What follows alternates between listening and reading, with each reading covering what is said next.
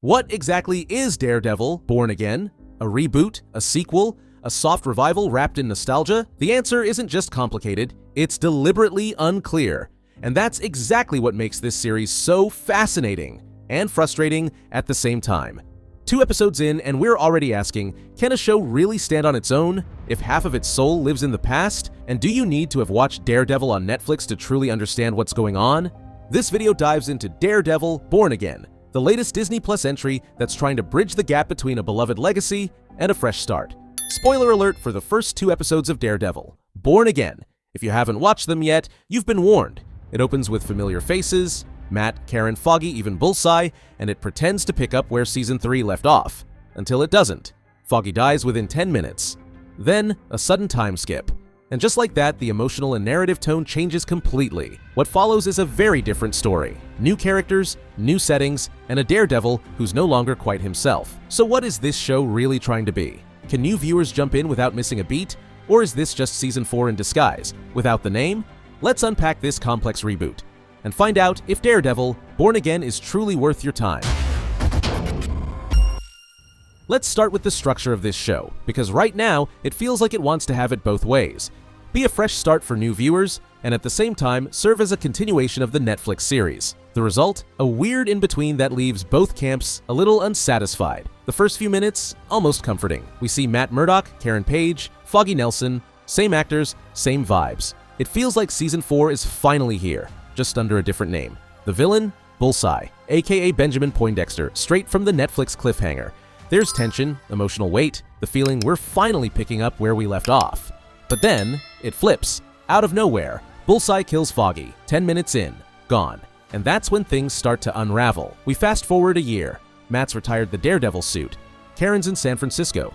Bullseye is locked up. Fisk is gone? Not really. His empire is now run by Vanessa, his wife. New characters show up. Matt's working with different people, and Hell's Kitchen barely mentioned. It's like the show is hitting reset, but not all the way. It keeps the emotional baggage but discards the narrative continuity. You don't know whether to treat it as a sequel or a full reboot. And the show never gives you a clear answer. Daredevil Born Again lands in an awkward middle ground. Half reboot, half sequel. Fully confusing. After the time skip, the show starts to look very different. Almost unrecognizable. The gritty Hell's Kitchen vibe? Gone. The tight trio of Matt, Karen, and Foggy? Gone. The slow burn legal drama? Also gone. Instead, we get a loose narrative, new side characters, and a completely different tone. Karen Page, once central to the story, now living across the country, disconnected from Matt.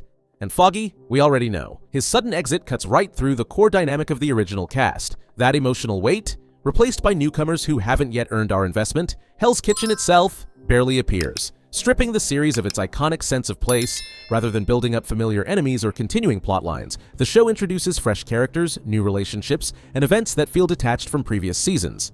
Even Matt's moral struggle feels redesigned, detached from the religious, philosophical roots that once defined him. Callbacks to the past, minimal. More cosmetic than meaningful, more like Easter eggs than actual continuity. Despite all the promo promising returns, most of these characters feel sidelined. Or worse, reduced to glorified cameos. The show keeps just enough DNA to qualify as a sequel, but reshapes the rest so thoroughly, it often feels like something entirely new. And that disconnect is hard to ignore. Here's the big question. Do you need to watch the original Daredevil series to enjoy Born Again? Technically, no. The show introduces characters with just enough context. You can follow the plot, you can grasp the stakes, you'll probably enjoy the action. But emotionally, it's a different story. Take Fisk. The MCU reintroduced him through Hawkeye and Echo. He's powerful, violent, oddly principled. It works on a surface level, but without the Netflix series, you miss so much. The trauma, the contradictions, the depth. Then there's Matt Murdock. In Born Again, he's darker. He's unraveling, grief-stricken, furious, teetering on the edge, and while it's compelling, it hits harder if you've seen his journey. Even small things, a scene near a church, a moment of quiet reflection, carry massive weight for longtime fans. For newcomers, they might feel empty. So yes, you can watch it without the original, but it's like reading the final chapter without the rest of the book. You'll get the gist, but not the full picture. So, is Daredevil worth watching? It depends. If you're a longtime fan hoping for a faithful continuation, you might feel let down.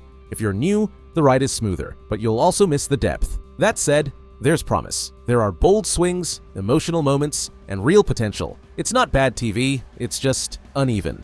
Uncertain of its identity, Marvel fans will stay curious. Netflix fans may feel something important was lost, but if you want the full emotional payoff, watching the original first is still essential. If you enjoyed this breakdown, smash that like button and subscribe for more deep dives into the Marvel Universe and beyond.